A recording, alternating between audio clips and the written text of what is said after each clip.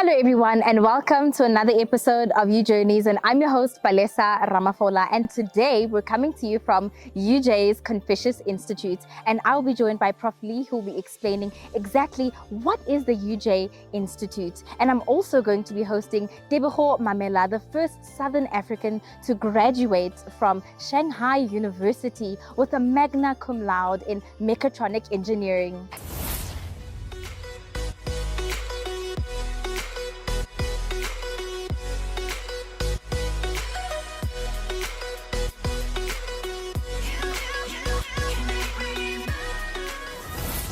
Tebogo's story is extremely inspiring, and it's definitely one that you won't want to miss. Come with me inside and let's go and check him out.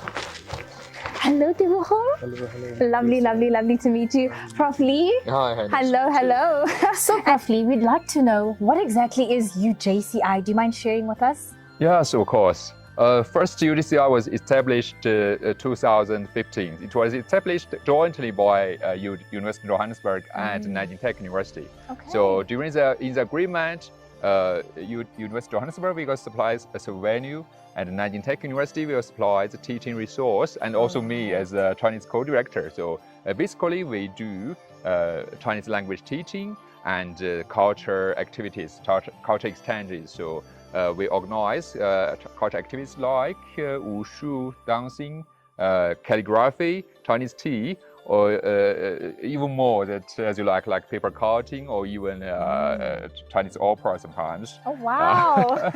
唱歌. Yeah, 唱歌. Yeah, there's a lot of interesting things. And actually, why we name it culture exchange? Because when we do culture exchanges, we want to combine local cultures, because South Africa's the culture are also so like rich and yeah, stuff. there's so many perfect local culture, so we combine together, bring together, make it beautiful. Right. That's lovely. By the way, you guys, 我可以中文说话 because of UJCI. So yes, and I recommend you to go learning Chinese language. First, it is very interesting. We call it a square character. It's almost the only square character among the world. Yeah. And second, so it's very interesting. Secondly, so because now China has been 15 years straightly the largest international trade partner of South Africa, so learning Chinese language indeed will bring you more career opportunities. And also, if you want to learn, pursue your academic master study or PhD study, or even university study in different country, if you're interested, go try and learn in Chinese language. Believe me, it helps. It will give you more chance to go there. 加油! 加油!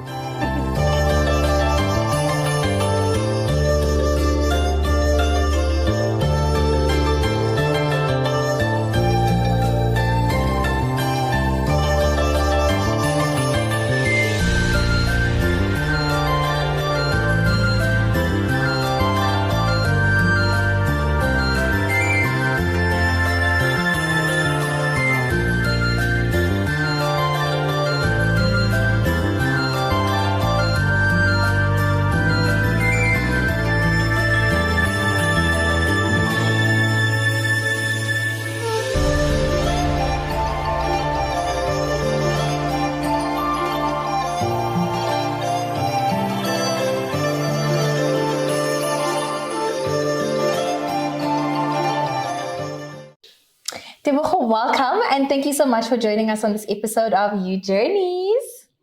Hi, Palesa. Thank you for having me, and hello to your viewers. It has been a very interesting year because I can say I've achieved somewhat a part of my goals because in the beginning of the year I was doing my defense, and yes, and then in March I then graduated my degree, and then after that I returned to South Africa, and I thought that things were going to be easy, but I experienced a lot of challenges looking for a job, and also trying to take care of my family. So it has been a very interesting year.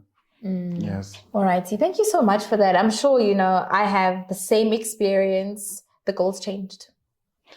the resolutions didn't Yes. exist anymore. They became something else. But anyways, it wouldn't be an interesting year if Yes. interesting things didn't happen, right? 100%. So yeah, but thank you so much for sharing. And, just to hone more into you, Yes. your profile is quite impressive. But, I think I just want to start with asking you to just share your journey as being a student who started off from a background of a child in a township to then becoming this major academic weapon. Like, do you mind just sharing in a nutshell, like that story of yours? Such an inspiring thing that I think my viewers would value.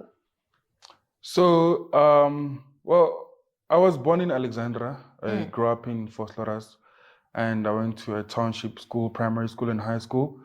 It has been very challenging because of the lack of infrastructure and economic development and, limited opportunities. Breaking out from the township and going to varsity. So I'm one of the few people that made it to varsity from my township. Getting to varsity and also meeting friends from different backgrounds and school of thoughts. So it has been very dynamic and also interesting, to meet different people and trying to pave your way into success and academic achiever. So. Right. I started being an academic achiever in primary school, where I got my awards and medals. And then in high school, I was more into extramural activities, And then at varsity, when I enrolled at UJ, I then, I think in my second year, I was then nominated for the Eugenius and the Dean's Honors role. So from there, I didn't look back. I kept on going forward for other Eugenius and other academic achievements like the Golden Key until I was nominated for the BRICS Summer School BRICS program, BRICS Summer School Shanghai program in Fudan University. Ooh. Yes, Fudan is like one of the best universities in China as well. That's lovely. Yes. And based on what he's wearing too, 你说来听听，你可以中文说话吗？我的中文一点点，一点点。我也是一点点。But so as you're probably thinking, so I actually met you through UJ's Confucius Institute, and I just want to find out, and I'm sure they're also curious to know, how exactly did UJCI help you and benefit you, especially since Pashaya, you come from abroad, sir? Yes. So UJCI, when I was doing my third year, I was recommended by the former Vice Chancellor to enroll for Chinese. Wow. Yes, and then also apply for the Nanjing leg. So it was at the time when they were actually establishing this institute. So I was one of the first students that enrolled here. I did wushu. I did basic Mandarin. That's amazing. Yes. I did basic Mandarin. I did my HSKs here. I also did my intermediate Mandarin. Wow. But to answer your question, I think UJCI has played a very critical role in my travel to China because, well, in the same year in 2018, I went for the winter camp in Beijing and in Nanjing, which was very interesting. We went to Nanjing Tech University. That was one of the best experiences that I've had. That was my second time in China. And, that has shaped my perspective about life, about society, and about the community as well. Wow. Yeah. 谢谢你，你辛苦啦。你辛苦啦。好的。So as you mentioned, Tebogo, you did mention that you were the only one among your siblings to actually graduate from university. Yes. And I just want to understand, how did that affect your sense of responsibility and just how you then ended up pursuing the rest of your studies and your career? How did it influence everything? Well, it put a lot of pressure on me, to make a difference. Especially, looking at people who are looking up to me from the township. So It put a lot of pressure on me, and it gave me a sense of responsibility to be the best that I can be, and also to become a role model to those that don't have role models, especially through academia and through top achieving also. So as mentioned, you're very busy. Your profile is impressive. And I just want to know more about your experience and just in general, your experience with the iSchool Africa project as well as the One Young World project. Like, tell me all about it. So the iSchool Africa program is a program that is offered by Piedmont Group. So it aims at uplifting high schools and primary schools by giving them technology like MacBooks, cameras, and so forth. So I was part of that in high school. And through that, we were making posters about greening and any famous holiday and any topic that we could think of, and competing against different schools. Oh, wow. And then I was then nominated to go to the One Young World program, which was hosted at Sandton Convention Center, where there were different delegates from all around the world. And that was my first time interacting with such people at such levels. So it was quite interesting, to have conversations with delegates from all around the world who are very influential in their own perspectives and in their own fields. So that was very uplifting and inspirational and encouraging to do more and to participate in more activities like that.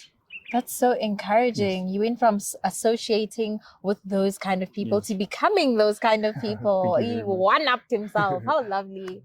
Thank you very much. So, we mentioned challenges just at the beginning of our conversation where you were talking about your year. And I just want to get into a challenge that many students also face. How did you get through that particular challenge where you ran out of funding, especially as a university student while pursuing your studies? How was that for you? It was very difficult to manage, school without funding. Yes, but you should never give up. So I kept on applying for different bursaries, but also improving on my academics, because there's a certain link between your academic performance and your application also. 100%. So finances for students, especially in these current economic conditions, are very important, and a lot of students are struggling with their finances.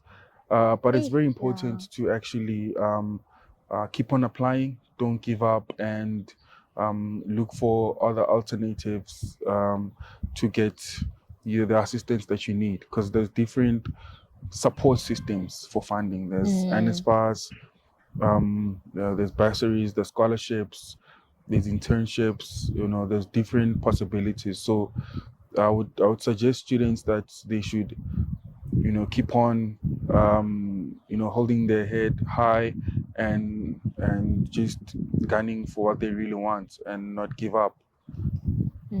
So Jayo. Jayo. And I actually just want to jump in there and also just add, on that note, you spoke about the close relationship between your academic performance and actually securing funding. And I just also want to mention that even in, things like Eugenius and the Dean's List, they actually subsidize people in those clubs. And I think it's very good for UJ students to know that when you do work hard, you actually get assistance from the university. So like Tebogo said, work on your academics. It's closely linked to securing funding. And even I think external bursaries and scholarships, they look at your academic marks. So 100%, I agree. Well, that is true. Also, determination and going for what you want, and your commitment to academics. For sure. Yes, it's very important, because we come from a background where there's limited opportunities, and access also is limited, and access to information. So just use what you have to get to where you want to go. It's very important, put an extra. So I remember when I was at DFC, at some point I didn't sleep, because I would sleep for a very few hours, go back to lecture halls, go back to class, sometimes sleep in lecture halls, because I wanted to get 100% in all my modules. And you were determined. I was determined, and I was committed for that, and I achieved it. So wow. Yes. I usually say that once you see it, you can achieve it. Oh, for sure. So that's very important, that you have a vision of your life, especially with your academics. And especially now that matriculants are writing, they should be focused into their academics and ensuring that they pass, so that they can get a place in the higher education institutions so that they can, pursue their dreams in academia and so forth. So just to hone more into, Eugenius Club, since we spoke about that, you've been a part of so many prestigious programs like Eugenius, the Golden Key Honor Society, Dean's List, you're everywhere. You are the academic weapon, and I just want to find out from you, how exactly did these experiences shape you? What did you take out of these prestigious, programs? How did it benefit you? So from the programs, I got a lot of experience and motivation and inspiration. What do they say? What's this word? Rubbing shoulders with top achieving students. That's very inspirational and very motivating. It keeps you going because you're thinking, I need to do it so that I can get into the Dean's List next year, to the Eugenius next year, and into the Golden Key. But most of all, I can say it actually, uplifts your profile and also, adds some credit to your CV. It looks good. Sure. It looks good to potential employers, potential sponsors and bosses and stuff. yeah. So it's very important to actually get those good results and get in there, and then you get exposed to a lot of opportunities because the people that come there also are looking for top academic excelling students. Right. The Eugenius is the top 1% of the best academic performing students at the university. So even employers who wouldn't want to employ the top 1% students, the best, who wouldn't want to fund the best students. So it gives you that exposure, it gives you that opportunity, and also it encourages you to do more and achieve more in your life and in everything that you do. For sure. Yeah. I absolutely love that you mentioned that, like on top, it's nice, guys. On top, there are opportunities, there are accolades. Like you mentioned, you rub shoulders with, high profile individuals. You get to network with, who knows, your potential employer. And I think also just being in that atmosphere of like top achieving students. How can you go back to not being top achieving? Like it's the new standard. Iron sharpens iron, But yeah. So Tebogo, as you know, in this country, our lovely country, unfortunately, we do have a very high level of youth unemployment. And I'm just thinking, as someone like yourself who wants to empower others, and particularly the youth, even in your own personal life, as someone who comes from and was, let's say, born and also bred in a township where you see this reality, what are some skills that you think today's kids and youth need? Very important for especially young kids and children and everyone, the youth, uplifting themselves in terms of how to use technologies into developing the society and contributing to the society, and also transforming the society into making it the better society for everybody that is, coming behind and staying in there. Leadership skills are very important. For sure. Academic skills, socio-economical skills are very important. So, and life skills also very important. Sure. Being able to withstand the pressures of the economy and the society, but also keeping on, at what you do, and also learning every day. So I believe in learning, whether it's reading a book or taking a lesson from an elder or a more experienced, or attending a lecture. As long as you get that lesson or you learn from other people and from yourself as well. So Tebogo, in other news, so as you continue to go on with your PhD in data science, how do you plan on ensuring that your research actually contributes to society? Because here at UJ we are big on societal impact. Yes, so I do understand that UJ is big on societal impact, especially with regards to fourth industrial revolution and sustainability. My research is based on artificial intelligence, machine learning, and quantum computing. So these are very scarce skills that we need, especially in the townships and in South Africa. We need more digital people to be able to work with these advanced and intelligent machines. But at the back of these machines, there's data. So you need to be able to analyze data, transform data, and visualize data. So that's what my study is based on, making sure that the data that we produce every day, we are able to use it to benefit us because data is the new gold. So Right? yes, Sure. yes. Yeah, gold So, and silver and data. yeah, so data is actually very important, and it's actually the backbone of these advanced and intelligent technologies. Right? So I aim to use my skills, to share the knowledge in the township of how to, source data, transform data, analyze data, and visualize data. So, Tebogo, people like you, well-renowned travelers, globe-trotters, if I will, and I'm just thinking, hey, this one is in the world. Yes. Of all the places that you've traveled on this globe, what is your favorite destination? Africa. Oh, where in Africa? I've been to Mozambique. I really loved Mozambique, especially the islands, the people there, and atmosphere. And there's so much to learn from Africa. So Sure. yeah, that's one of my favorite currently. That's beautiful. And, if I may also then, while we're on the fun side of everything, if you could actually have dinner with anyone in the world, like any leader, whether, past or present, or any celebrity, any historian, who exactly would it be and why? That would have to be my grandmother, because of, the teachings that she has taught me. Yes, and, my grandmother planted the seed. She raised me and my mom. So, Tebogo, we know that you're always up to something. Yes. You are either analyzing data. If you're not analyzing data, you're defending the thesis. You are working, you are studying. You're quite a busy person, Yes. And we just want to know, how does Tebogo unwind? How do you actually, relieve yourself of busyness and productivity? Because you're very busy. Well, I spend time watching sports, reading books, and a little bit of some coding. Ooh, coding for fun. So, yeah, I do a lot of DIYs also when I have some free time. A lot of woodworking. I do a lot of those, yes. And I listen to music a lot also. Yeah. He's a person. We all chill.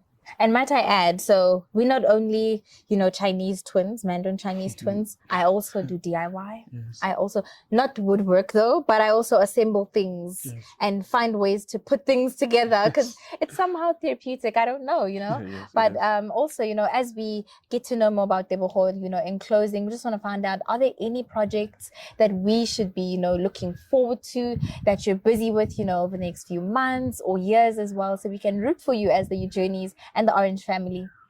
Yes, 100%. I am currently, I just finished writing my book manuscript, which is about to get published very soon.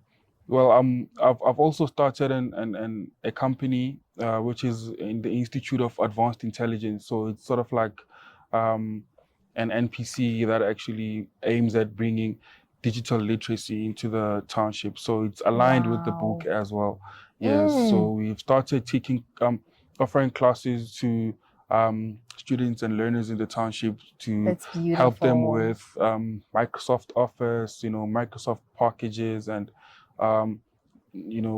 teach them coding and stuff like that. So it's still in the pipeline as well, but now we have taken the initial steps to actually get it started. That's excellent. That is so beautiful. This one is another epitome of becoming UJ. Yes. Not only is he becoming Dr. Tebogo, the published author, he's also doing great works and great exploits there in his very own township. And I'm sure they're backing you. We're backing you too here at Journeys, the Journeys family and the Orange family. We 100% support your mandate. Absolutely love it. And thank you. Maybe we'll invite you back and then we'll have a cup of tea and talk about what has Tebogo gotten up to. Dr. Tebogo, what has he gotten up to since the last time, Yes. Yeah, no. Thank you for that. Love it, but thank you so much for joining us here on Journeys. Thank you for having me, and thank you for watching as well. Of course. Again, guys, I extend a thank you. Thank you so much for tuning in. I'm your host, Palesa Ramafola.